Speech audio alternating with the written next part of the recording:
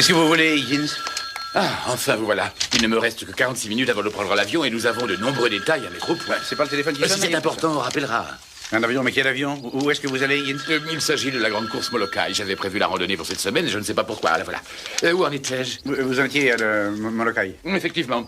Dans le Kalampapa. J'ai prévu cette randonnée depuis des mois. Je ne sais pas pourquoi ça m'est sorti de l'esprit. Tenez, voilà mes instructions. Parfait, Higgins. Dites, c'est une blague, là? Je vous assure, ce n'est pas une blague, si vous voulez me prendre cette valise. Higgins, vous n'oubliez jamais rien, alors qu'est-ce que vous manigancez? Oh mon Dieu, si c'est pour moi, répondez, dites que je suis déjà parti, dites qu'on ne peut pas me joindre. La propriété de Robin Masters? Thomas. Ah, Carole, c'est Higgins dit qu'il est parti et qu'on ne peut pas le joindre. Non, c'est toi que je veux voir. C'est moi qui le veux voir, Higgins.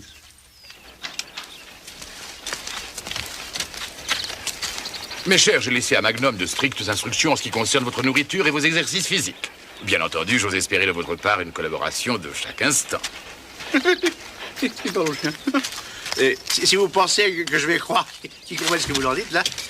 Il est indispensable que vous suiviez ces consignes implicitement, à commencer par une promenade sur la plage tous les matins. Le moindre changement dans ce programme risquerait de provoquer chez eux des réactions imprévisibles et dangereuses.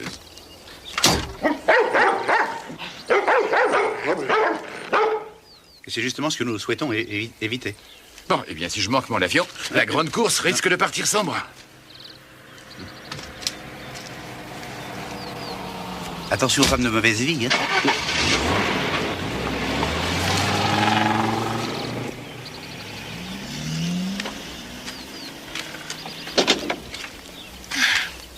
Je croyais que tu avais dit que Jonathan n'était pas là. Non, c'est vrai. Non, enfin, c'était faux. Enfin, il va revenir. En attendant son retour, il se trouve que je sais où il garde secrètement ces fameux grains de café de la Jamaïque. On va s'en faire une petite tasse, hein. Ah oui, excellente idée. Mais d'abord, il faut que je m'occupe de la promenade des chairs. Et puis, hier, j'ai cherché un dossier sur lequel j'avais travaillé et il ne se trouvait absolument nulle part. Alors j'ai fouillé tous les tiroirs de mon bureau et tout ça, j'ai fini par le trouver. Où ça? Dans les toilettes. Peut-être que tu l'avais laissé aux toilettes? Non, tu permets qu'on reprenne un peu notre souffle? Je manque d'entraînement, moi. Halt! Ils ont obéi. Tu leur as dit de le faire. Ah, si! C'est pas vrai, ça. C'est Higgins, ça. Non, mais il est sûrement là, quelque part, hein. Il leur envoie des signaux secrets, hein. Higgins, je suis sûr que vous êtes là. Bon, en tout cas, deux matins au cours de cette semaine, en me réveillant, j'ai découvert que certains objets avaient été déplacés, des livres, des photographies, et même mes animaux en plus. Peut-être qu'ils utilisent un sifflet. Tu sais, le genre de truc à ultrasons. Non. Oh, non, excuse-moi, Carole, je suis un petit peu distrait. C'est drôle comme on n'imagine pas la plupart du temps que nos amis peuvent avoir d'autres amis que nous-mêmes. D'autres personnes qui s'inquiètent pour eux et qui souhaitent les aider lorsque c'est nécessaire. Steve Elliott avait très nettement fait part de son désir de s'occuper de Carole pendant le reste de la journée. Et Jens, j'avais décidé que la meilleure chose à faire était de prendre des renseignements sur Lazarus et ses amis. Mais je devais d'abord rentrer à la maison pour nourrir les chiens. Et je savais qu'Higgins me surveillait. Mais je ne savais pas où. Voilà.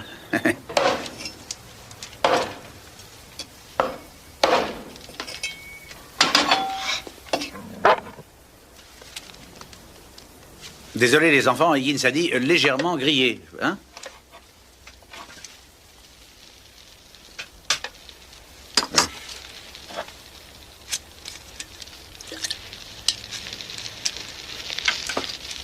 Vous êtes de mon avis, hein? Higgins n'est pas vraiment parti pour Molokai, n'est-ce pas? Oh, qu'ici, Marie-moi. Je me mets à parler aux chiens.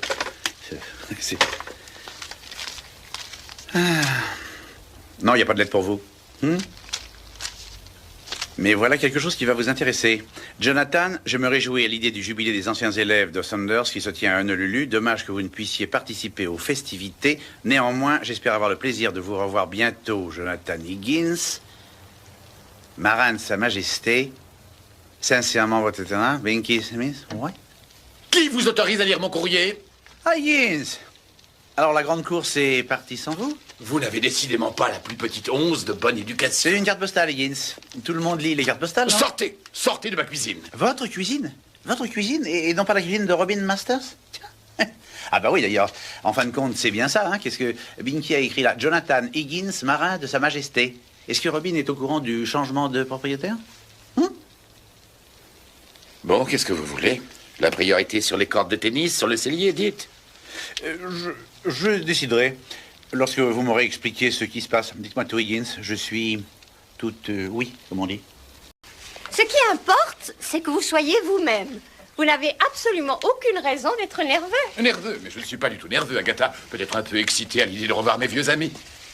À votre avis, est-ce que ça se voit quand on ouvre la porte? Ils ne vous confondront pas avec le général Montgomery, si c'est ce que vous voulez dire. C'est en avance. Jonathan, il est inutile de trop en rajouter. Le mieux que vous ayez à faire, c'est de dire la vérité à vos amis. Et s'ils ont le moindre sens de l'honneur, ils vous en admireront d'autant plus. Oui, oui, vous avez tout à fait raison. La tête bien droite et haut les cœurs. Exactement. L'honorable Gridley Pursley, Sir Freddy Baxter et Lord Binky Smiles White, monsieur.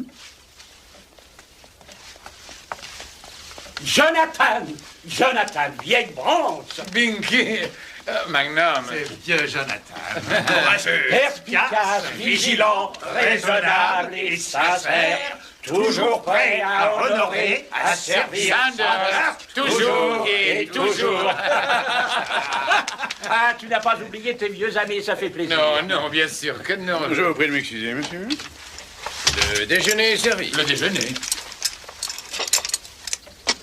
Saumon fumé pour commencer, consommé de tomates.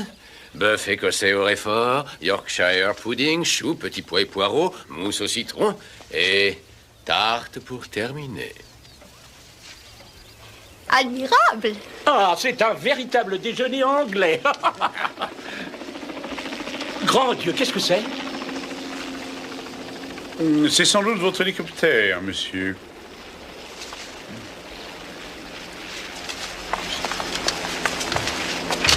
Jonathan, petit cachotier, tu n'avais pas parlé de ton hélicoptère. J'ai pris la liberté de demander à votre pilote de vous attendre au cas où vous souhaiteriez faire une promenade à vos amis. Magnum. Non, non, je ne peux pas. Oh, allons, Jonathan. Qu'est devenue ta passion de l'aventure? Voyons, le consommé de tomates peut bien nous attendre. Ce n'est pas cela. Alors, qu'est-ce que c'est? Allez, dites, Jonathan. N'hésitez pas. Certainement. Vous avez raison, Agatha. Tout à fait raison. Le dernier à l'hélicoptère, c'est celui qui s'y colle. Oh, mon Dieu.